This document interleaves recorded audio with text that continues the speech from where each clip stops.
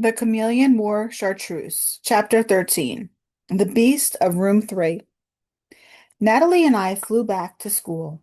Well, actually, she flew. I skateboarded. Coming up the hill, she said, "Good thing I was there, eh?" "You weren't too bad," I said. "See, I told you your private eye needs a partner." "We'll talk about it later," I said. "Right now, we have bigger problems." At the school gate stood Miss Glick. She looked meaner than a plate full of lima beans and uglier than the first day of school after vacation. Her sharp teeth glinted in a smile. "Well, well," she said. "Looks like a tardy slip for Miss Natalie. And as for you, Chester Gecko, I hate it when they use my full name. You'll stay in detention with me and miss the football game after school," said the beast of room 3. She chuckled. Then Miss Glick plunged a scaly paw into her purse, grabbed a pen, and scrawled 2 pink slips. It hurt, but a private eye never shows pain. I took the detention slip. "See you later, alligator," I said. Her jaws snapped shut with a click. "Sassing a teacher," she snarled. "That's another day's detention. Want to try for 3 days?" I decided my wit had punished her enough. I clammed up. Natalie sighed and walked on. I went to class. A surprise awaited me there. Sitting on top of my desk was a chocolate-covered termite. A treat! I zapped out my tongue and snagged it. A yummy appetizer. But what a strange aftertaste. I reached into my mouth and found a piece of paper had come with the bug. Carefully, I peeled it off my tongue and unfolded the soggy paper.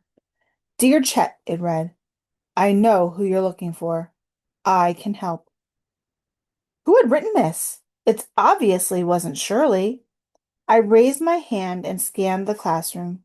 I raised my head and scanned the classroom, but nobody winked or made a secret hand sign or shouted out, "It was me." I sighed. It isn't always easy being a detective. I returned to the note. It continued. "In 10 minutes, ask the teacher for permission to get a drink of water. I'll be waiting by the water fountain." It was signed, "A Friend." I sat up straighter. A friend was willing to help me. Things were finally looking up. I might solve this case yet. I made it through the next 10 minutes without Mr. Ratnose calling on me. At the proper time, I raised my hand. "Mr. Ratnose, can I go get a drink of water?" He just grunted and waved his hand. I suspected he was glad to see me leave. I scooted down the hall. Waiting there, by a drinking fountain, a pink ribbon in her mousy brown hair, was Frenchie Latrine. "Frenchie?" I said. "You were expecting maybe Mata Hari?" she said. I groaned. "Chet, we don't have much time," said Frenchie. Her nose twitched. "I know you're looking for Billy Chameleon, and I know Herman's got him." "Is that all?" I said. "I already know that." "There's more. I overheard Herman at lunch." She glanced over her shoulder and lowered her voice. "He was talking about getting sweet with something. I think he's planning to break into the cafeteria." I nodded at her. "Thanks, Frenchie. You done good." She smiled from ear to fuzzy ear, and I turned to go. But then a thought struck me. "Frenchie, why are you helping me?" She pouted. "That Herman, he's such a mean boy. I want to see him get what he deserves." "And why did you leave the chocolate-covered termite on my desk?" Frenchie grinned. "A day without chocolate is like a day without sunshine, and a day without sunshine is like night." "Mm-hmm," I grunted. She fiddled with her bow and looked down at her feet. "Chet, a cheerleader's more than just a cute uniform and a backflip, you know." Frenchie looked up and batted her eyes. "A cheerleader has a heart, too." Dames. Who could understand them? I trotted back to the classroom before she could try to kiss me. I'd had enough cooties for one day. So, Herman was planning some stunt in the cafeteria, eh? Well, he hadn't reckoned with Chet Gecko, Private Eye, defender of casseroles, champion of cupcakes. There was just one small problem. To reclaim my missing chameleon, I had to get past a Gila monster who made Darth Vader look like a choir boy. Chapter 14. Countdown to a Showdown. All afternoon, while Old Man Ratnose talked, I thought about Billy and the Gila monster. I wondered, were they really going to steal food? What was in the wiggling sack they took from the dump? And would I ever get to eat lunch? At break time, Shirley slithered up to me. She blinked her big green eyes. Well, she asked, have you found my brother yet? Um, hot on his trail, I answered. Why, I've got all sorts of clues. Oh, yeah? Like what? Shirley frowned suspiciously. I told her about Billy's trip to the dump with Herman and about what Frenchie had overheard. So you see, I'll just slip out after the bell rings and catch them at the cafeteria, I said. But Billy wouldn't hang out with Herman.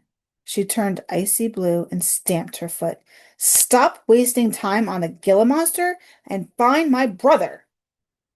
Don't worry, I will, I hoped. She said. You're as clueless as a duck in a disco, and there's only one period left. She tossed her head and pranced back to her desk. I looked at the facts of the case. She did have a point.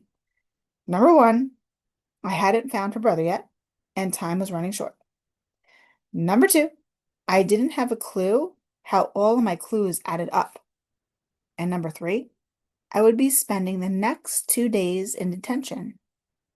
I was really making some progress, and more of this progress, and I could any more of this progress, and I could consider a career as a bathroom monitor.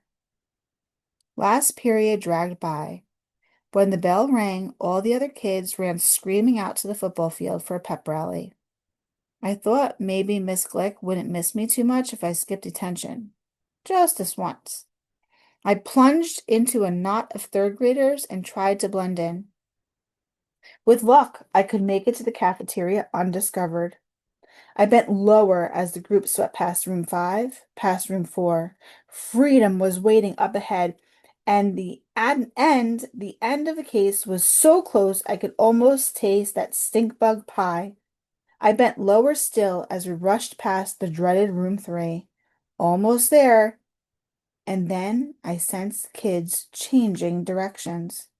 I kept my head down and my feet flying and ran headfirst into what felt like a brick wall. I rubbed my head and looked. It was a brick wall with big, scaly feet and hangnails. Hello, Chester, said Miss Glink. Nice of you to join us. Nice of you to run off and join the zoo, I thought.